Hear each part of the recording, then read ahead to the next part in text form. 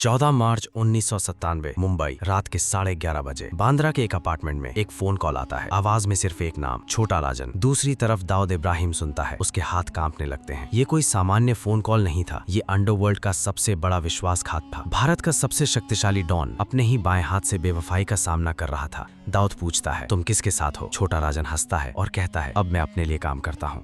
क्या आप जानते हैं कि इसी एक फैसले ने मुंबई को 15 साल का खूनी संघर्ष दे दिया।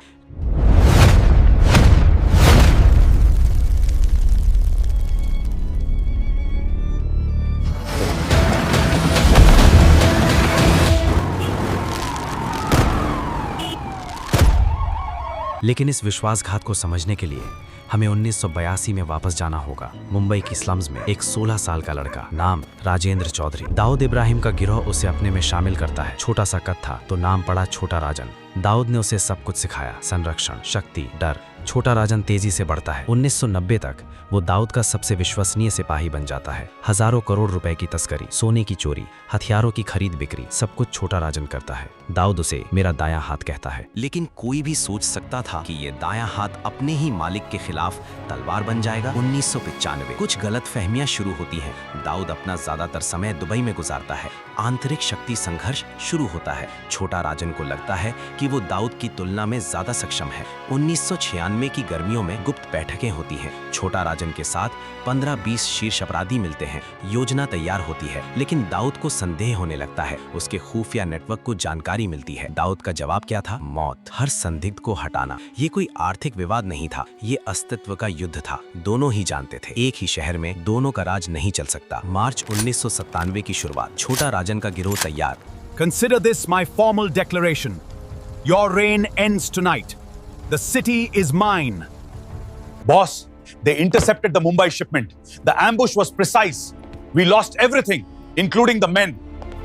लेकिन दाऊद के पास दुनिया का सबसे शक्तिशाली अंडरवर्ल्ड नेटवर्क है। पाकिस्तान में समर्थन, दुबई में दस्तखत, अरब सागर में नाविक। छोटा राजन के पास क्या है? दिल, साहस और अकेलापन। 1997-1998 में जो शुरू होता है वो भारतीय इतिहास का सबसे खूनी गैंग वॉर था। बम विस्फोट, गोलीबारी, 14-15 साल तक ये लड़ाई चलती है। मुंबई की हर गली में मौत की गंध है। निर्दोष लोग मारे जाते हैं।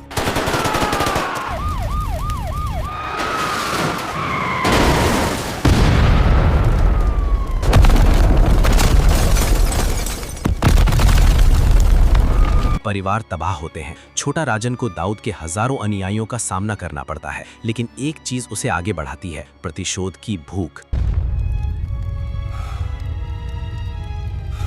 साल 2008 काठमांडू, नेपाल। छोटा राजन को गिरफ्तार किया जाता है। भारतीय खुफिया एजेंसी उसे वापस लाती है, लेकिन इसके बाद एक चीज घटित होती है जो अंडरवर्ल्ड के नियमों को तोड़ देती है। छोटा राजन जेल में जाता है, लेकिन उसकी गिरफ्तारी का मतलब था दाऊद का असली जाल कमजोर पड़ गया। भारतीय पुलिस और खुफिया एजेंसी उसके नेटवर्क को तोड़ने में सफल होती है। 2010 तक दाऊद का मुंबई में कोई नहीं रह जाता। छोटा राजन को हरा दिया गया, लेकिन दाऊद को भी मुंबई से निष्कासित कर दिया गया। ये कोई आम जीत नहीं थी, ये भारत का धैर्य था। दोस्तों, अब आए असली इंसाफ की कहानी पर। जनवरी 2019, दिल्ली। छोटा राजन को पूर्ण रिहाई दे दी जाती है। 11 साल की कैद के बाद वो कहता है, मैं पछतावा नहीं करता, मैंने अपने शहर के लिए लड़ाई की। दूसरी तरफ दाऊद अभी भी कराची में छिपा है, अभी भी भारतीय पुलिस के सबसे सूची में नंबर 1 है। उसका साम्राज्य टूट गया, उसके हजारों सिपाही मर गए या जेल में है, उसका परिवार छिपा हुआ है। ये कोई काव्य न्याय नहीं है, लेकिन भारतीय न्याय प्रणाली ने दोनों को उनके कर्मों का फल दे दिया। एक आजाद आदमी है लेकिन बदनाम, दूसरा भाग रहा है लेकिन सत्ता से वंचित। महात्मा गांधी ने कहा था, बुराई को सहना उतना ही पाप है जितना बुराई करना, लेकिन भारत ने सहा नहीं। भारत की खुफिया एजेंसी, भारतीय पुलिस,